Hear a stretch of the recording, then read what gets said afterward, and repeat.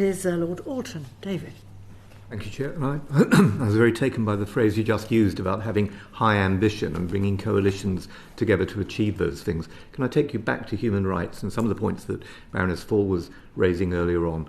When we had witnesses at the outset of this inquiry, we asked them what more we could do about human rights, and there was a general sense that there is a gap. And although none of us want to unravel UNCLOS and conceive that this would be a counterproductive exercise and probably wouldn't go very far, we were told that there was scope for the United Kingdom to go to the United Nations, perhaps to the Human Rights Council, and to raise some of these issues concerning people that you've mentioned, traditional refugees, people being exploited through trafficking, people who have suffered physical and sexual abuse on high seas, and the plight of exploited seafarers as well. So there was a feeling that was an area we could do more about, and I wonder if that fits in terms of the ambitions that you've described. And if I can ask you also one other thing. You mentioned the Falkland Islands earlier on, and I suppose as a young MP in 1982, coming here on a Saturday morning on a day that we sent men to their certain deaths, and knowing the awesomeness of that decision, it was a point when you used the phrase earlier on about there being no burning issues. I mean, none of us saw that as a burning issue before it erupted. You mentioned the Falklands, and I wonder if you could tell us a little bit about those you're talking to. I presume Argentina is one of them. You mentioned that there are discussions, bilateral discussions within the region. I mean, how are we working with them to preserve fish stocks? What are we doing about ensuring that there could be a sharing of resources, building up long-term guarantees for long-term stability in that region and for peace for the Falkland Islanders as well? Yeah, thank you very much. I had an extensive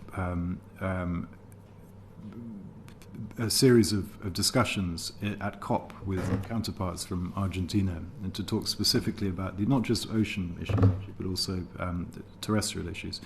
And I was really very surprised by, there was plenty that Argentina is doing that I was not aware of, very positive things, but equally I was surprised by the openness with which they approached those bilaterals. And not having had such discussions myself before, it was a new experience, and it feels to me that we do have opportunities to collaborate, because there are plenty of areas where Argentina shares our concerns around sustainability of fish stocks for obvious reasons. And it has been put to me, including by people, friends, colleagues in the Falklands, but beyond, that the establishment of a new RMFO to fill that gap that I mentioned earlier, the high seas that are currently effectively not protected by any system at all, could be a really perfect opportunity to create something with Argentina where our mutual concerns can be addressed in a way that everyone effectively wins. And I don't want to exaggerate about the scope there, but because I don't know, but it feels right to me. It feels like an opportunity to do something in relation to our relationship, but also solving some really big international issues.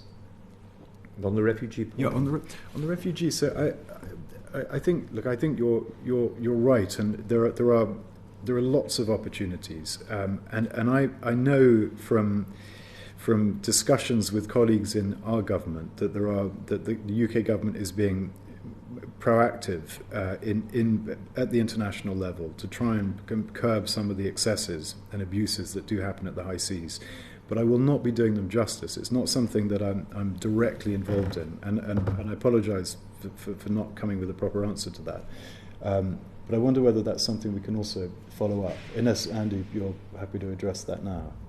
In part, I mean, there are, I think, as you heard, ongoing discussions in specific forums like the International Labour Organization on some of the specific issues on this. And I think also there are matters that raise on the G7 and G20 networks as well on human rights. But that's not to say that these matters cannot be raised in other forums as well, where there's a locus for it, whether that be the Human Rights Council or otherwise, to deal with whether it's the right forum to deal with that specific issue. And I think one of the things that we think is probably most helpful is unpacking the issue of human rights abuse at sea, to look at and give tangible examples of what exactly are we talking about, and that often will assist in working out what the right forum for taking that forward is, because certain organisations have got a much better locus and much more likely ability to take actual actions in that particular area than others. And I think that type of discussion in terms of unpacking it and looking at the issues specifically where they arise is often where you'll get most progress. And I now turn to Lord Stirrup. Jock. Thanks, Chair.